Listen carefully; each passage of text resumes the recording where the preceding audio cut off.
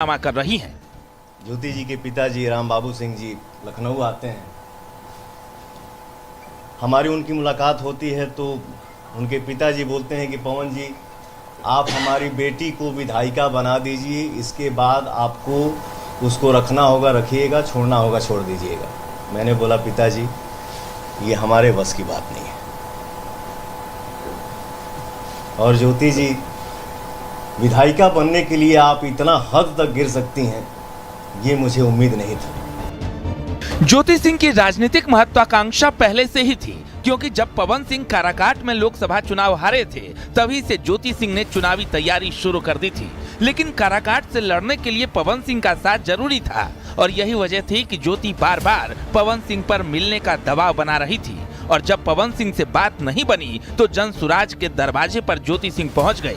हालांकि वो कहती नजर आई कि वो टिकट के लिए नहीं आई थी।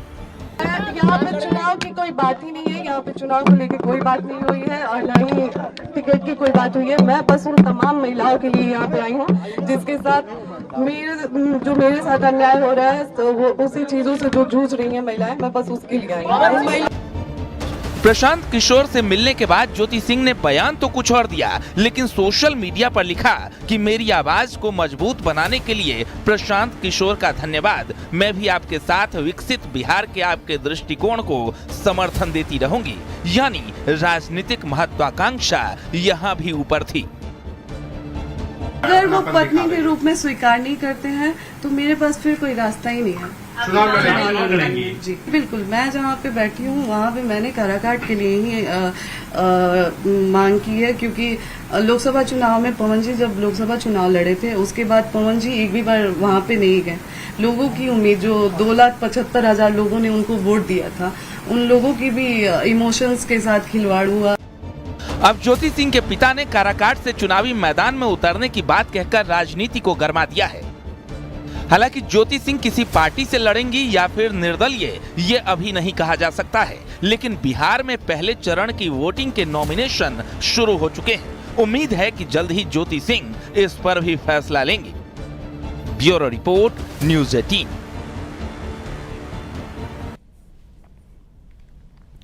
माना जा रहा है कि पवन सिंह अगर चुनाव लड़ते तो उनकी पसंदीदा सीट काराकाट थी और ज्योति सिंह भी काराकाट से चुनाव लड़ने की तैयारी कर रही थी। ऐसे में ज्योति सिंह के लिए सीट बदलना या फिर चुनाव नहीं लड़ना दोनों आसान नहीं था और यही वजह है विवाद बड़ा करने की जड़ मानी जा रही है। और फिर लखनऊ में फिर ज्योति सिंह ने इमोशनल कार्ड खेला जो काम आ गया।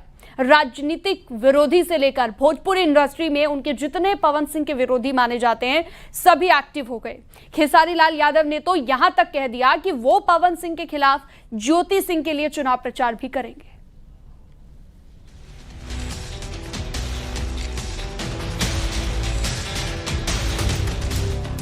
ज्योति सिंह चुनाव की तैयारी आज से नहीं बल्कि कई महीनों से कर रही थी। काराकाट, नवीनगर और डिहरी में लोगों के बीच जा रही थी। ये राजपूत बहुल विधानसभा सीटें हैं जो काराकाट लोकसभा क्षेत्र में आती हैं।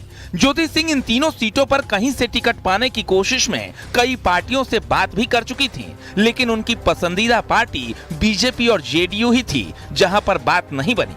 उसके बाद ज्योति सिंह ने खुद को काराकाट की बेटी बताकर काराकाट से निर्दलीय चुनाव लड़ने का ऐलान कर दिया। लेकिन जैसे ही पवन सिंह की बीजेपी में वापसी हुई, ज्योति सिंह ने विवाद को पहले से बड़ा कर दिया।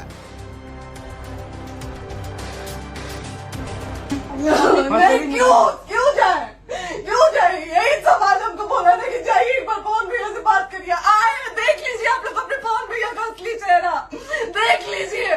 बहुत सारी चीजें हम आज भी छुपा के रखे, हम नहीं लाते हैं मीडिया में क्योंकि मेरा पति है वो। लेकिन नहीं, अब नहीं, वो पति आज हमको थाने में भेज रहे हैं, पुलिस भेज रहे हैं उनके घर में आने के लिए। एक बार नहीं, 10-10 बार भेजे। माना जा रहा है कि पवन सिंह अगर चुनाव लड़ते तो उनकी पसंदीदा सीट काराकाट ही थी और ज्योति सिंह भी काराकाट से चुनाव लड़ने की तैयारी कर रही थी। ऐसे में ज्योति सिंह के लिए सीट बदलना या फिर चुनाव नहीं लड़ना दोनों आसान नहीं था और यही वजह विवाद की जड़ मानी जा रही है। पवन सिंह ने साफ कहा कि साजिश के तहत इस विवाद को बढ़ाया गया। जो लोग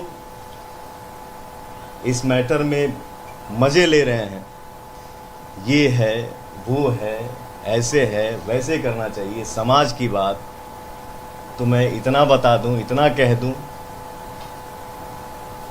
कि फैमिलियर बात जो भी होती हैं वो कमरे में होती हैं, कैमरे पे नहीं। जितना मेरी इज्जत का धजिया उड़ना था, जिसका उम्मीद नहीं था, वो सब क्रॉस हो गया। तो मुझे नहीं लगता है कि अब ये सब संभव है।